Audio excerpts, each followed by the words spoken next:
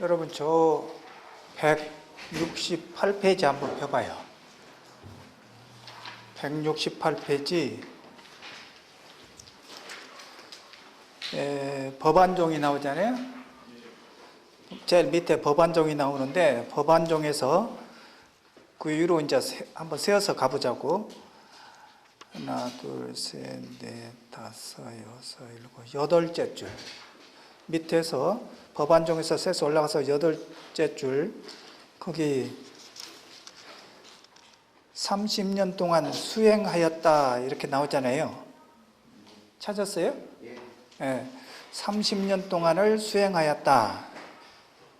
덕산 성감이 용담 숭신 스님한테 가서 30년 동안은 수행하였다.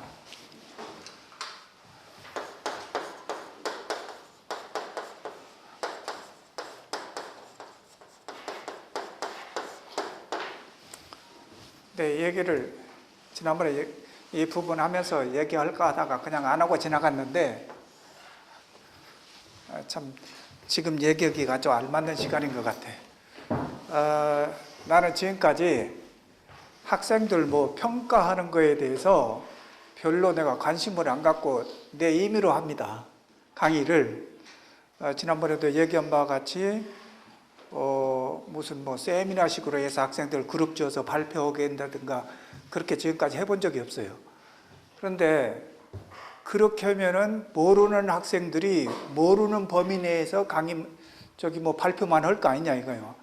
그렇다고 해서 교수가 그걸 또 바로 잡아주느냐 하면 또 그것도 아니고, 그러면 이제 총체적으로 난국이 돼서 그냥 모르고 한 학기가 가고 1년이 가고 4년이 가버리는 거예요. 그러면 이제 내가 강의평가 내가 내용을 어저께 일부러 지금 다 언제 공개했는 모양인데 없어졌는데 볼 수가 없어서 저쪽 본부에 얘기해서 내가 한번 일독을 했어요. 일독은 내용 가운데 이런 얘기야. 내가 한자를 너무 많이 쓴다. 한자를 너무 많이 쓴다. 근데 한자를 많이 쓰는 것이 여러분을 뭐 무슨 산학훈련을 시키는 게 아니라 꼭 알아야 될 것을 내가 쓰는 것이지, 여러분이 모를 것을 그냥 써가지고 이거 암기하라고 나는 절대로 그러지는 않았어요. 그러니까 그 부분을 여러분이 이해해야 되는데, 예를 들면 이런 얘기예요. 지금 우리 교재에 나온 바와 같이 무슨 A 스님이 B 스님을 수행하였다라고 했는데, 수행이 한글로만 이렇게 써놓으니까 여러분은 불교의 수행이라고 그러면 불교 책 속에서 수행이란 말이 나오면 당연히 수행이라는 내가 언제가 얘기했을 수행이 닦을 숫자 행하랑자고 무슨 의미가 있냐. 그러니까 그렇게 해서는 말이 중국말로 해서는 말이 안 되고 프라티파티라고는 산스크리트의 말이 프라티파드라는 동사에서 나왔는데, 프라티파티라고 하는 말이야 이게 제대로 된 수행이라는 말을 우리가 아주 탈지면에 잉크가 스며들듯이 제대로 알 수 있는 것이다. 그 뭐냐? To knowing how to act or what is to be done. knowing how to act, 어떻게 행하는지를 알고 어떻게 행동해야 되는지를 알고, or what is to be done, 무엇이 행해졌는지를 아는 것. 이것이 프라티파티라고 하는 수행이라는 말인데, 그 프라티파티라는 말을 중국 사람이 이렇게 번역을 했어요. 그럼 우리 책에서 지금 얘기하고 있는 부분은 수행이란 말이 나오는데, 용담 스님한테 나가서 덕산 성감이 30년 동안을 수행했다는 말입니다. 이 말이냐? 이 말이냐? 이 말이 아닙니다, 이게. 이 말이 아니에요.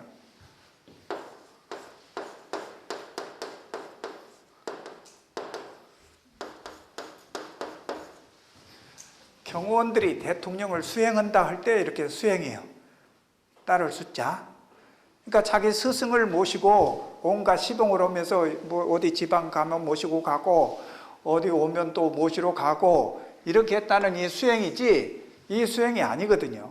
그러니까 한글로 써놨을 때 이런 맹점이 생긴다니까.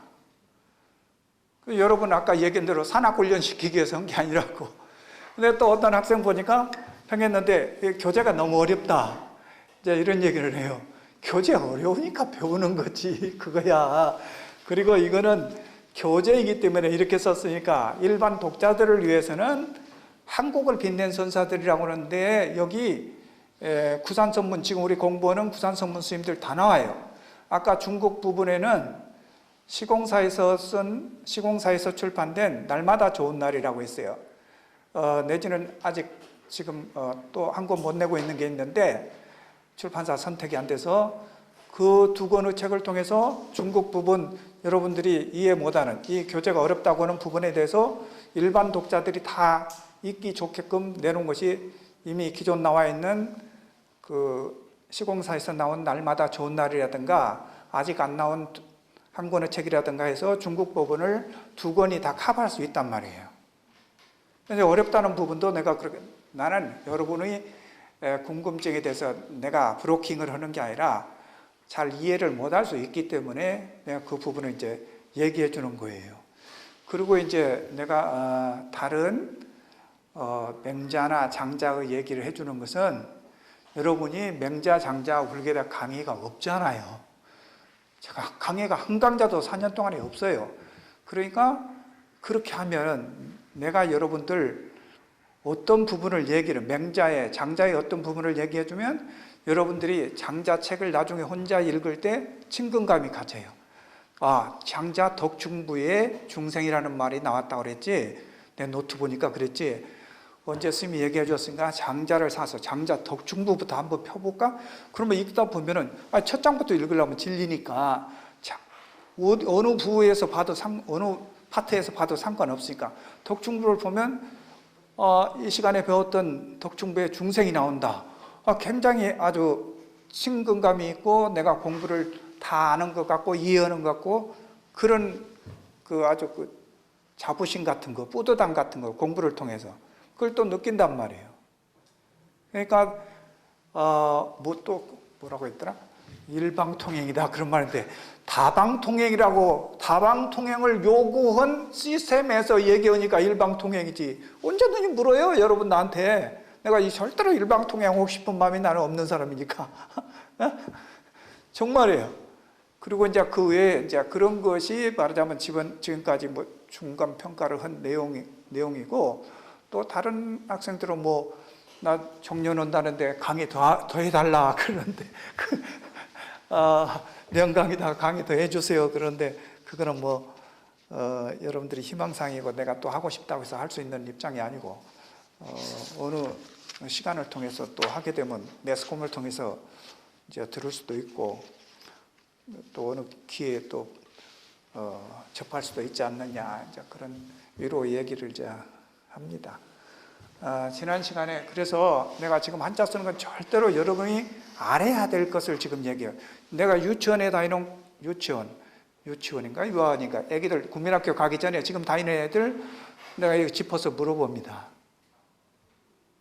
내가 볼 때는 대학생보다 많이 하는 것 같은데 난자를 대학생보다 많이 하는 것 같은데 많이 하는 것 같아. 고등학생이 시모노세키 저쪽 대마도 쪽으로 수학여행 갔다 왔다는데 갔다 나한테 와서 얘기했어요. 너 한자를 모르니까 일본 가서 길 찾아 다닐 수 있어? 못 찾아다니지.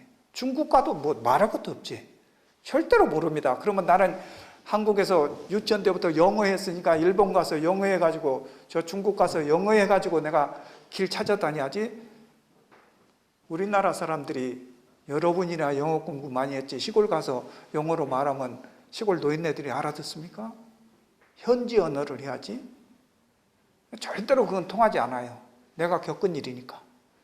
일본어 안 해가지고 일본 가서 영어로 해보자. 구멍가게에서 물건 사는데 그 사람이 알아들어야 될 이유가 뭐야 도대체가. 영어를 알아들어야 될 이유가 뭐야. 2차 대전 때 일본 사람들이 체육 시간에 일장기를 운동장에 놓고 성조기를 놓고 밟고 그런 것이 그런 원한관계에 맺혀 있는데 영어를 왜 배워 일본 사람이. 영어 학자를 1000명을 길러버리는 거예요. 전부 일본 책으로 번역해서 일본 국민이 다 읽으면 되지. 온 국민이 왜 영어에 매달리냐 이거지. 그런 나라에서 어디 가서 구멍가게 가서 영어로 해서 뭐 살 수 있어요? 지금은 또 달라졌지. 마트가 있으니까 가서 이것 찍고 이것 집어갖고 갖다 내밀면 그냥 사니까 더 상관없는데 절대 그렇지 않습니다. 내가 가르쳐주는 대로 여러분을 알면은 절대로 여기 졸업하고 나서 취직하기가 좋고 취직하기가 좋고 어디 가서 저 사람이 대학 나온 사람이야 뭐야 이런 핀찬을 안 들을 수 있어요. 너 대학 나와서 뭐 배웠냐, 대학 다닐 때 뭐 배웠냐 이런 말을 안 듣게 되는 거예요. 절대로 내가 시킨 대로요. 왜냐하면 나는 한 세상 이 교단에 살았잖아. 이 학교에서 10년을 다니고.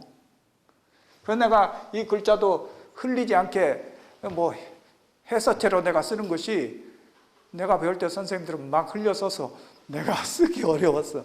그래서 내가 힘들게 썼기 때문에 여러분들은 고생 안 하고 쓰라고 이렇게 써주는 거야. 선생님들대로 예전에 선생님들대로 쓰기로 하면은 이렇게 또 신사적으로 안 쓴다고. 지난 시간에 우리가 그 대동선교고라고 하는 것을 188페이지에서 대동선교교라고 하는 거 해동선법의 초점 가운데서 대동선교교에 대해서 내가 조선 후기의 학자 정약용이가 썼다는 얘기했잖아요. 정약용이가 이제 삼국시대부터 불교사와 고승들의 전기를 기록한 책이 대동선교교다 그렇게 설명했습니다. 그런데 정다산이 어떻게 생긴지를 여러분이 모르잖아. 정다산이 이렇게 생긴 분이야. 이렇게 생겨서 학자같이 생겼잖아. 학자같이 관상학적으로 학자같이 생겼지. 어디 뭐 노무자같이 안 생겼잖아. 근데 이분이 책을 얼마만큼 많이 썼느냐? 600권을 썼다는 거예요. 600권. 이거 무서운 스님이지. 스님?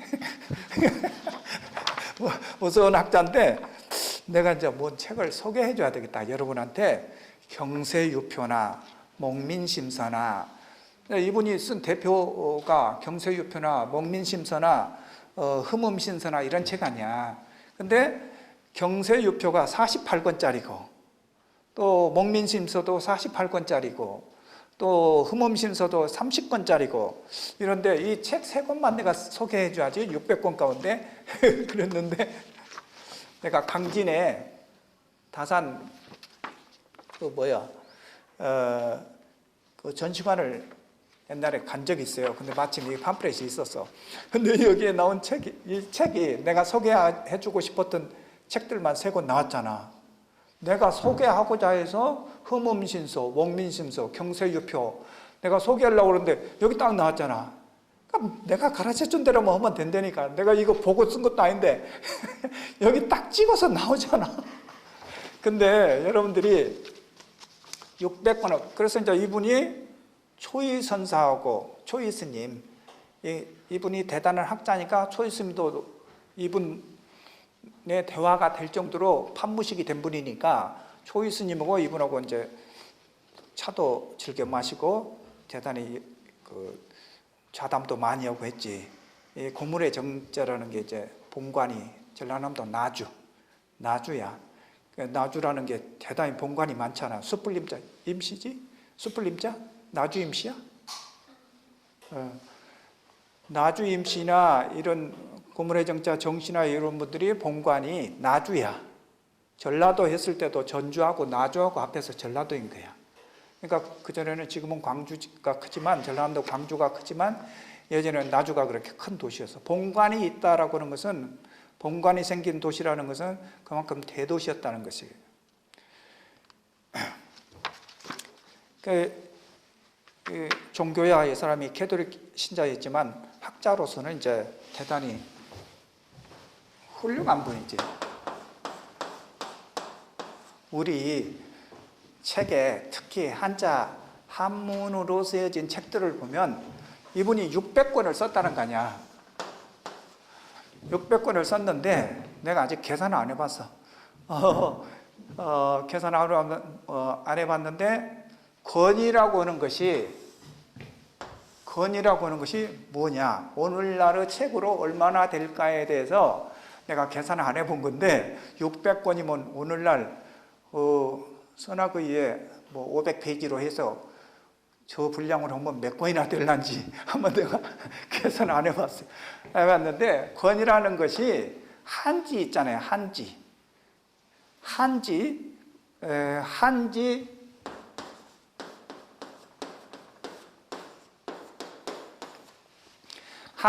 6장을 접어서 붓글씨로 쓴 그 볼륨이 한 권이야.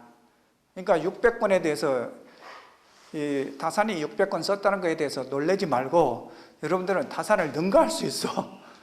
앞으로 하면은 다산보다 훨씬 능가할 수 있어. 예를 들어서 생각해봐. 이 선악의에 여러분 가지고 있는 거 지금 한지로 붓글씨로 쓴 것 한지 6장에다가 들어가는 양하고 지금 선악의에 한지에다가 갖다 옮겨 쓴다고 생각하면 이게 몇 권이 되겠어요? 그러니까 놀랄 일은 아니라고. 다산을 다 능가하게 열심히 하면 돼. 그 가지산문이 나오는데 신라 41대 헌덕왕, 우리 도표상에서 나오는 가지산 보림사 1번이라고, 도표에 1번이라고 쓰여진답니다. 제일 하단에 보면 1, 2, 3, 4에서 9까지 나오잖아요. 근데 그 1번이라고 쓰여진 데인데 41대 헌덕왕 13년에 도의스님이 남돈의 선을 전하였다, 이런 얘기입니다. 그런데 동국대학 사학과에 오래전에 계셨던 안계연 교수라고 하는 분이 있었어요. 안계연 교수라는 분이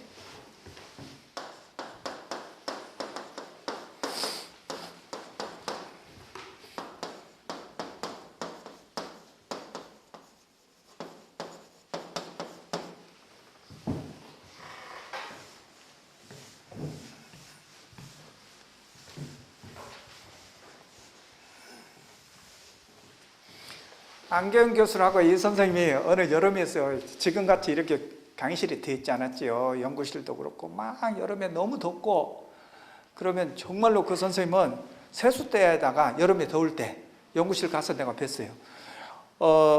세숫대에다가 발 담그고 더우니까 그렇게 하고 책 쓰고 그랬어요. 훌륭한 선생님이야.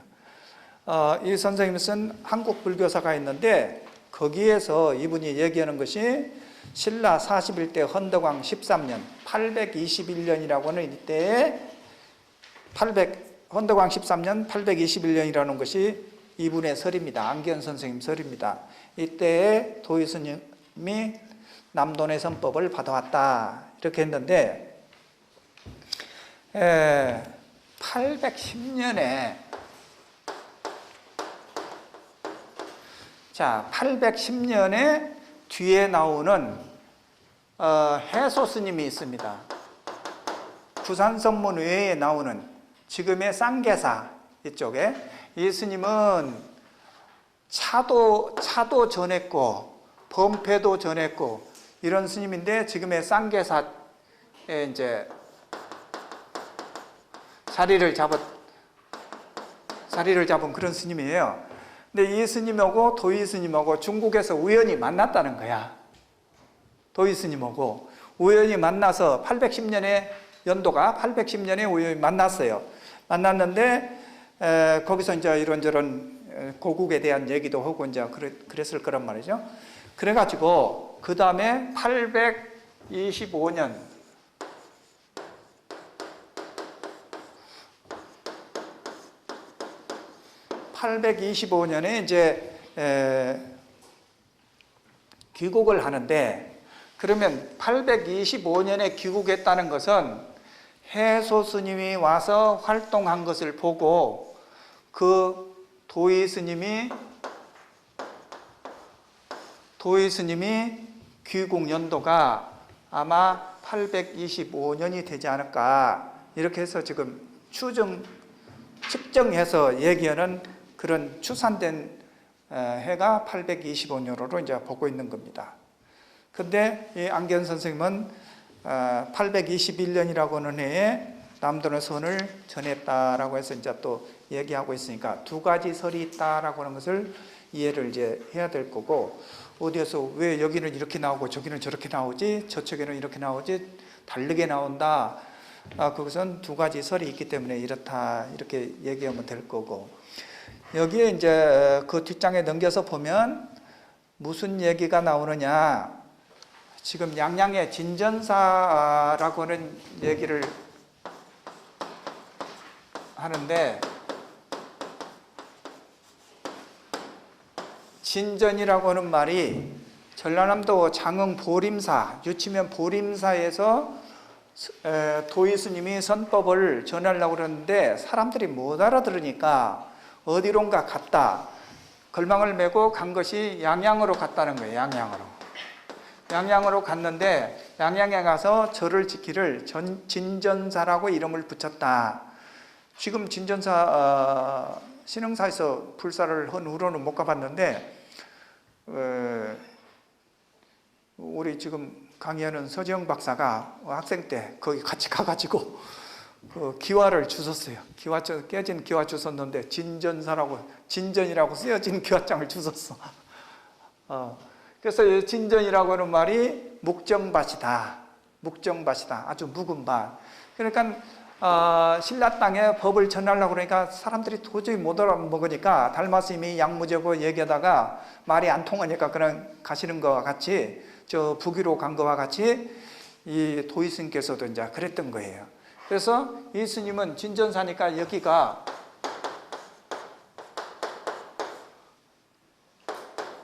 북악이 되지. 신라에서 봤을 때 북쪽이 되잖아요. 근데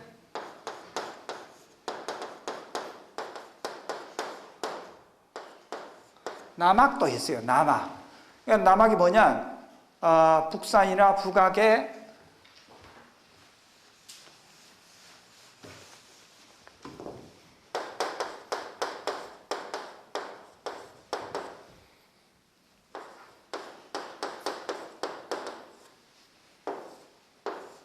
이런 말이 나와요.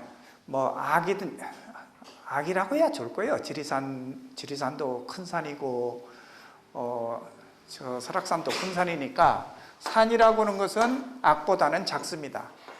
산은 저 서범대에 있는데 뭐 동악 뭐라고 돼 있는데 그 악은 아니에요. 이 남산을 누가 악이라고 그러겠어. 산이지.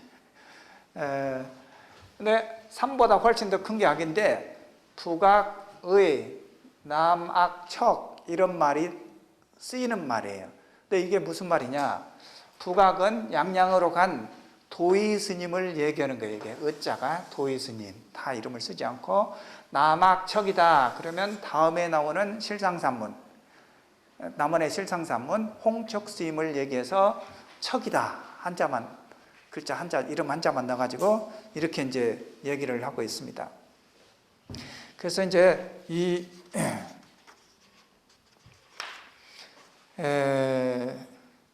도의라고 하는 스님을 1962년도에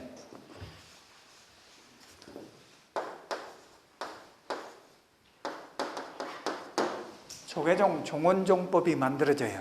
1962년에 조계종 종원종법이 만들어지는데 이때 뭐라고 했느냐? 도의국사를 조계종의 종조로 한다. 도의국사를 1960년도에 종원종법이 만들어지는데 그때 소위 도의국사를 조계종의 종조로 한다. 이렇게 이제 정했습니다. 그런데 한참 가가지고 그랬으면 이제 그 후에 잘 모셨어야 되는데 그래 잘 안 모시고 그냥 흐지부지 말았는데 이것은 조계종 자체 내에서 만든 게 62년도에 이게 만든 게 아니고 법률을 하는 사람들을 모셔다가 조문을 이렇게 만드는 거예요. 조계종 종원종법을 만들다 보니까 세속적인 법적인 부분이 이제 많이 가미되고 신앙적인 부분은 많이 이제 축소가 되고 아마 이랬던 것 같아요. 그 후에 2004년도에 가서 이때 총무장이 법장 스님이었어요. 법장 총무장이 6월 19일이지 2004년 6월 19일 날 이 도의 스님에 대한 달해제를 지냈어요.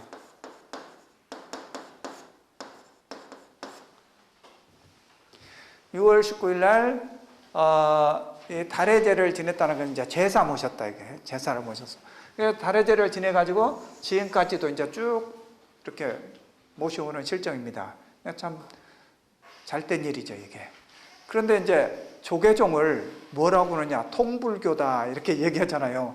조계종을 통불교다.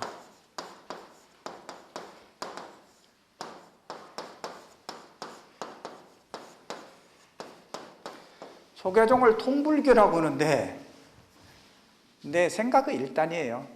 조계종을 통불교라고 하면서 왜 도의 스님만 달의 제를 모시는 건지, 다른 영가들은 또 좀 삐질 일이 아닌가 이런 아쉬움이 있어요.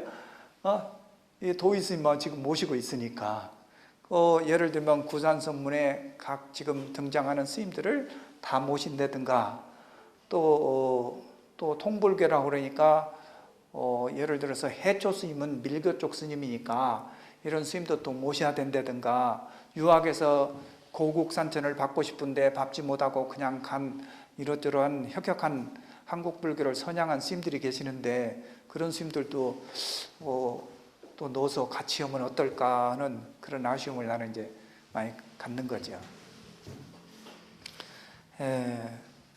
그 실상산문 바로 위쪽에 두 번째 줄에 보면, 세 번째 줄에 보면 도의 스님의 제자에 사라는 말이 후계자, 후임자 그런다고 그랬죠. 후임자에 염거 스님이 있고, 염거 스님은 당나라 무종 황제 해창 4년에 돌아가셨는데 도의와 염거로부터 체증에 이르러서 가지산의 일파를 형성했다. 이것이 선종 구산의 하나이다. 체증이 있는데 이 스님은 보조 체증이에요. 보조 체증. 고려에 보조 보조도 있고, 보조 지금 초기에 보조 체증도 있고 이렇습니다. 그러면 이제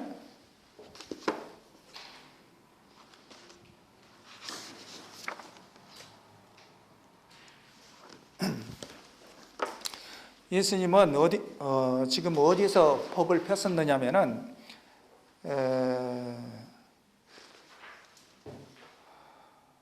저쪽 원주에 가면은 흥법사지라는 데가 있어요.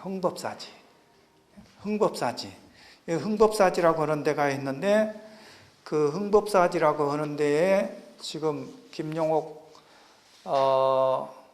그 박사의 스승이 되는 김충렬 교수라고 고대 철학가에 계시던 분이 정년하시고, 자기네 고향 이 흥법사지 있는 데가 바로 자기 고향이에요, 김충렬 교수. 그런데 거기 가서 이제 계시는데, 안창리라고 하는 동네인데 원주 사람들이 대학자가 낙향했다 해가지고 동네도 막 포장도 다 해주고, 또 상지대학에서는 이사로 모시고 이렇게 한 거예요. 근데 여기 이제 내가 곧잘 아는 사람이 있어서 가던 곳인데, 여기 산을 취병산이라고 합니다. 취병산인데 내가 한 부분을 읽어줄 테니까 들어봐요. 흥법사지는 그곳 안창리에 지인이 있어서 필자도 이따금 들려곤 합니다. 사지 주위에는 계절에 따라서 풍성함과 황량함이 교차되기도 합니다. 입이 무성한 계절이 되면 옥수수가 여러 줄로 나란히 있어서 훈련이 잘 된 병사들이 사열을 받고 있는 듯하기도 하고, 콩이나 담배가 무성하게 되면 그 무성한 미로 희끗희끗 땀에 젖은 농부의 등이 보이기도 합니다. 농부 잔손질이 저 작물을 윤기나게 하고 상품 가치가 있게 하리라 미루어 짐작해 보기도 합니다. 12폭 병풍이 저리 클까? 12폭 병풍이 저리 클까? 저기 그 산이 취병산이라고 그래요. 취병산인데 폭으로는 말할 수 없는 넓고 높은 저 취병산은 어느 식자가 여름에 지은 산 이름임에 분명합니다. 취병이 푸른 병풍을 말하고 있으니까요. 그 먼 신라시대나 고려초에는 영봉산이 아니었던가. 마음을 닦던 어느 수도승은 본인의 영혼이 해탈하여 신령스런 봉황이 되어서 허공을 향해 비선하는 모습을 그리면서 영봉산이라 했을 것입니다. 필자가 이곳을 찾았을 때 절기는 가을이라 들녘에는 추수 갈무리가 한창이었고 취병사는 취병을 벗어놓고 반이로 갈아입은 채 울긋불긋 자태를 뽐내고 있었습니다. 저 산은 이 절기에 어린이나 입는 떼떼옷을 입고 누구를 기쁘게 하려고 나섰을까 궁금해졌습니다. 아마 인간사에 찌들려 사는 중생들에게 나와 같이 의연해져 보라고 하는 무언의 메시지를 전하고 있는지도 모를 일이고, 우리 자연과 같이 재활용의 묘미를 터득하고 나면 세상사 무엇 그리 없다고 투정할 일도 아니지 않느냐고 사람들에게 반문하고 있다는 생각이 들기도 합니다. 까마귀 새끼가 다 자란 뒤에 늙은 어미에게 먹을 것을 물어다 준다고는 반포는 자식이 커서 늙은 부모를 봉양함을 이르는 말입니다. 우리는 부모에게, 이웃에게 무엇을 베풀고 있습니까? 자연은 누가 가르치지 않아도 한 발 물러서서 양보하지 선뜻 시도 때도 없이 앞서려고 하지 않습니다. 그렇게 인간의 파괴가 따르지 않는 한 항상 질서를 유지하며 평온과 평화, 화목을 노래하는 것 아니겠습니까? 가을 햇살 아래서 매일매일 변화와 순환의 논리를 체득하게 됩니다. 어제의 나뭇잎이 오늘은 달라졌습니다. 교정의 무성한 침엽수들도 입을 떨구어내고 있습니다. 겨울을 이겨내기 위한 생존 전략이라고 봅니다. 저 이별의 아픔도 감내하면서 분신을 떨어내다니 위대한 탄생을 기약하면서 유한한 것들이여 행복하라.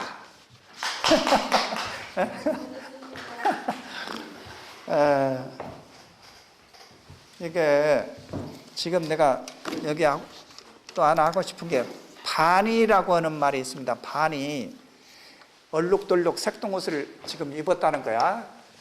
지금 이 절기에 내가 갔었어요. 이 절기에